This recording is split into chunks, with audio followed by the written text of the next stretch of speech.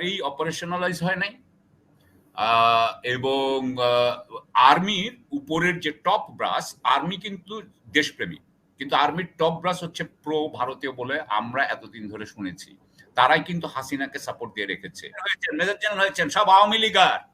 এটা একটা ক্লাব, এই ক্লাবে সব আওয়ামী লীগের এই অপব্যবহার করেছে, ক্ষমতার অপব্যবহার করাইছে, ক্ষমতা আপনার আওয়ামী লীগের পক্ষে ইউজ করছে, যেটা তাদের জিম্মাদারি, তারা এই জিম্মাদারিকে তারা ভায়োলেট করেছে। ইন্ডিয়ানদের সাথে কথা বলেছেন, এই জিনিসগুলো কিন্তু নিউজ পেপারে এসেছে, আপনি দেখেছেন যে উনি কিন্তু 5ই আগস্টের পরে ইন্ডিয়ানদের সাথে কথা বলেছেন যে কিভাবে এই বিপ্লবী ব্যবস্থার পরিবর্তে আগের ধরনের ব্যবস্থা বা এরকম একটা কিছু আনা যায় কিনা।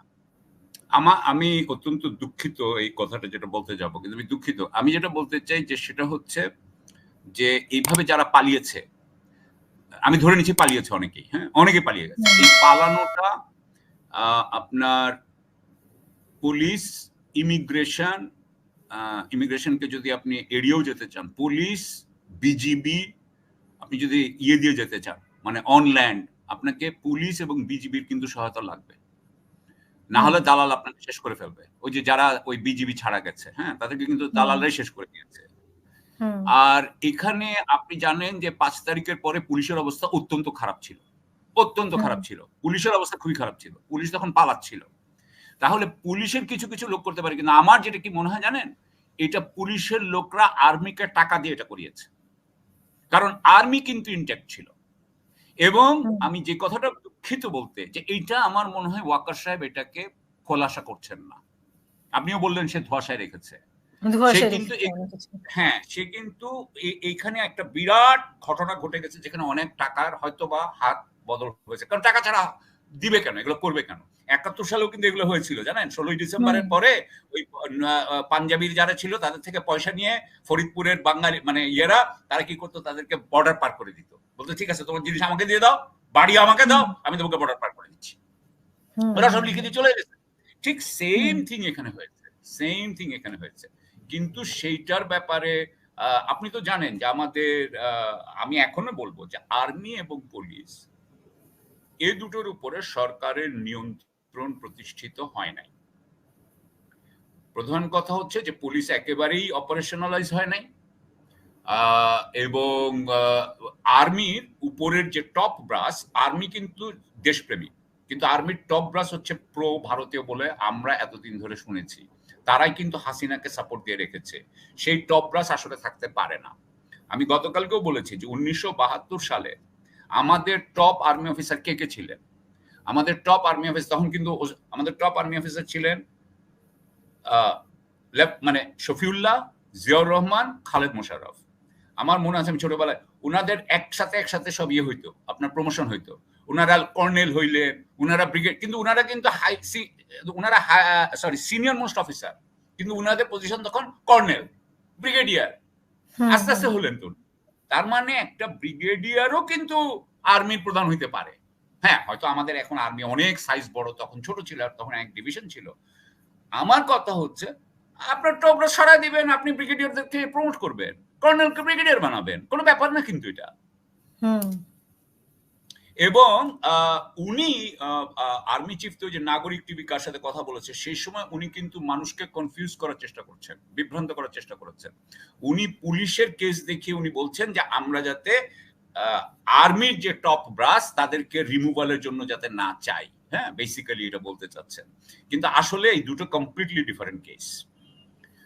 পুলিশ যে নৃশংসতা করেছিল তার ফলে জনগণ তাকে ভীষণভাবে আক্রমণ করেছে, এখনো তারা আপনার নিরাপত্তা সংকটে ভুগছে, এবং তাদের ভাবমূর্তি খুবই খারাপ অবস্থা, সেই জন্য তারা অপারেশনালাইজ হতে পারছে না। এই পুলিশ ফোর্স আমাদের কলাপস করেছে। আর্মি কিন্তু কলাপস করে নাই, সুতরাং আর্মিকে এটা বলা এটা একেবারেই ঠিক না। উনি এটা বলেছেন, আমি again with due respect to him, I think he said those things to cover his back. উনার স্বার্থ রক্ষার জন্য, উনি যাদের সাথে গত 15 বছর ধরে উনারা তো একসাথেই উঠেছেন, আপনি কি বুঝতে পারছেন? উনারা সবাই মেজর জেনারেল হয়েছেন, সব আওয়ামী লীগার। এটা একটা ক্লাব, এই ক্লাবে সব আওয়ামী লীগের এই অপব্যবহার করেছে, ক্ষমতার অপব্যবহার করাইছে, ক্ষমতা আপনার আওয়ামী লীগের পক্ষে ইউজ করছে, যেটা তাদের জিম্মাদারি, তারা এই জিম্মাদারিকে তারা ভায়োলেট করেছে। কারণ জিম্মাদারি ভায়োলেট না করলে শেখ হাসিনা আপনাকে পজিশন দিবে না। হ্যাঁ, হাসান শেখ বলছেন যে এত দ্রুত সংবিধান কেমনে হইলো? দ্রুত সংবিধান হইলো কারণ হচ্ছে শেখ মুজিব বলছে এটি সংবিধান হইতে হবে।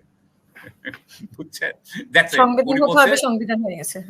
এবং ওনার মনে আছে যে ওই সময় সুরঞ্জিত সেনগুপ্তকে বোধহয় উনি বলছিলেন, না আমি এই ব্যারিস্টার আমিরুল ইসলাম, ওনারা বোধহয় মেম্বার ছিলেন, তো ওনারা বাইরে ওটা নিয়ে আলাপ করছিলেন যে এটা কি হইতেছে বা না হইতেছে, মানে দ্বিমত তো থাকবেই না।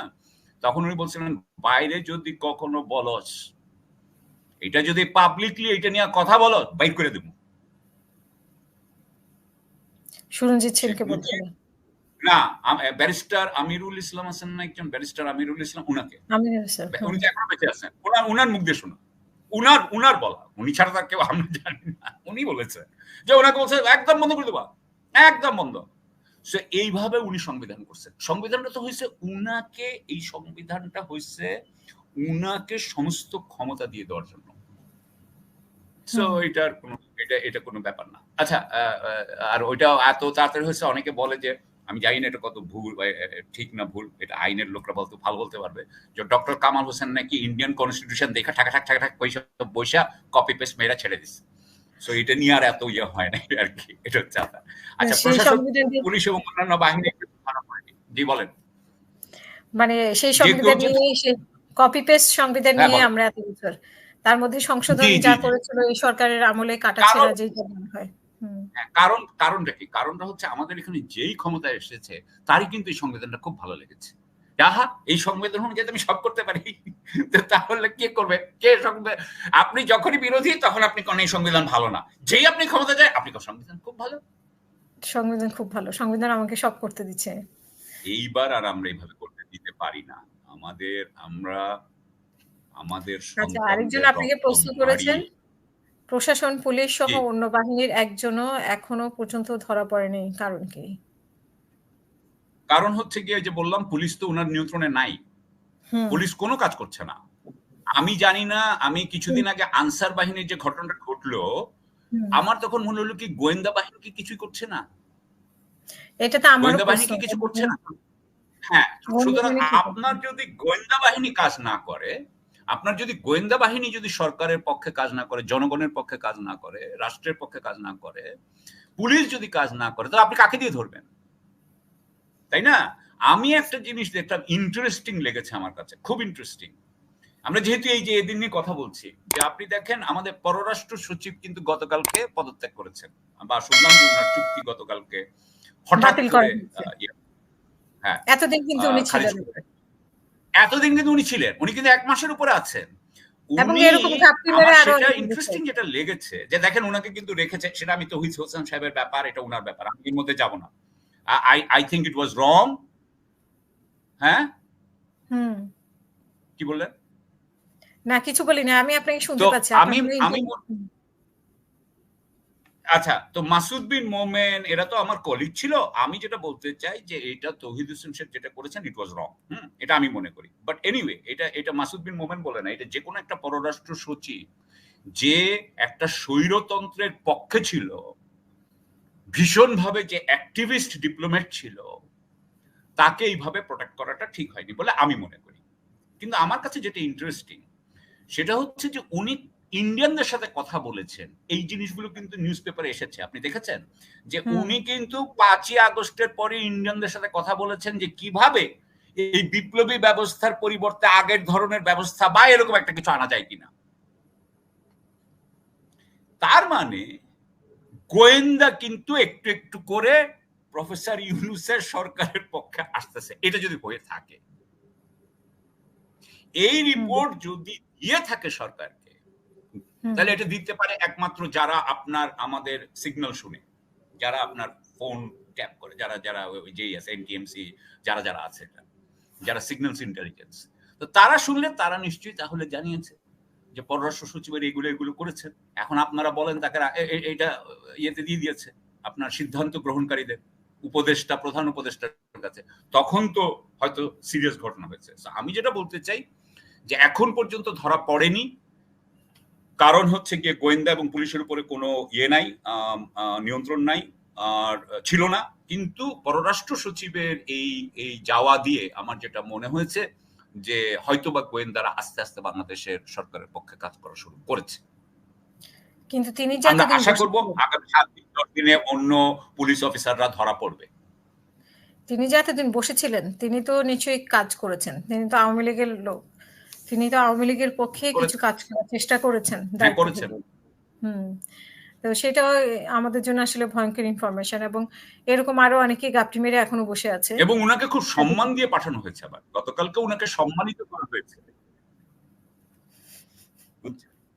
জি, রাজনীতি না এটা কোনো চক্রান্ত না, আমি চক্রান্ত দেখি না। চক্রান্ত অনেকেই করতে পারে, আর মানুষজন চক্রান্ত কইরা যদি কাজও না হয় বলে আমি চক্রান্ত করছি, আমি বলছিলাম এটাই হয়ে গেছে। মানুষ কিন্তু খুব ক্রেডিট নেওয়ার চেষ্টা করে, কিন্তু আসল বেসিক ব্যাপারটা কি? বেসিক ব্যাপারটা হচ্ছে বিএনপি গত 15 বছর ধরে জামাতের সাথে তো থাকতে চায় নাই। বিশেষ করে ফখরুল ইসলাম আলমগীর সাহেব যেই মুহূর্তে মহাসচিব হয়েছেন, তারপর তো উনি বলছেন যে আমি জামাতকে পছন্দ করি না। আমরা জানি যে একটা প্রো ভারতীয় একটা লিডারশিপ বিএনপির ছিল বলে আমরা আগেই বলেছি, আমরা এগুলো বলেছি যে যারা জামাতের সাথে থাকবে না, তো জামাতের সাথে থাকবে না। জামাত তো যেহেতু ওদের থেকে কিছু পায় নাই, জামাত একটা ডিসিশন নিতেই পারে যে এক, তারা আমাদেরকে হেল্প করে নাই 15 বছর, 2, তারা আসলে একটা দুর্বল দল, তাদেরকে দিয়ে কিছু হবে না, 3, তারা যেহেতু দুর্নীতিগ্রস্ত একটা দল, তারা আসলে আগামীতে জিততে পারবে না। তাদের 3টা ইয়ে থাকতে পারে বিএনপি সম্পর্কে। তাদের নিজস্ব থাকতে পারে যে বাংলাদেশে কিন্তু এই যেই 5 আগস্টে যেটা হয়েছে, মানে অর্থাৎ আমাদের যেটা 36 দিনের যে মনসুন রেভলিউশন, বর্ষার বিপ্লব, এই সময় কিন্তু মাদ্রাসা ছাত্ররা এবং সাধারণ শিক্ষার্থীরা একসাথে করেছে। এটা একটা অভূতপূর্ব এই ঐক্য, এটা হচ্ছে আমাদের ছাত্র সমন্বয়কদের আমি মনে করি শ্রেষ্ঠ কৃতিত্ব। এই যেটা করেছে, এতে জামাত হয়তো বুঝতে পারবে যে মাদ্রাসার ছাত্রদেরকে কি আসলে সাধারণ শিক্ষা।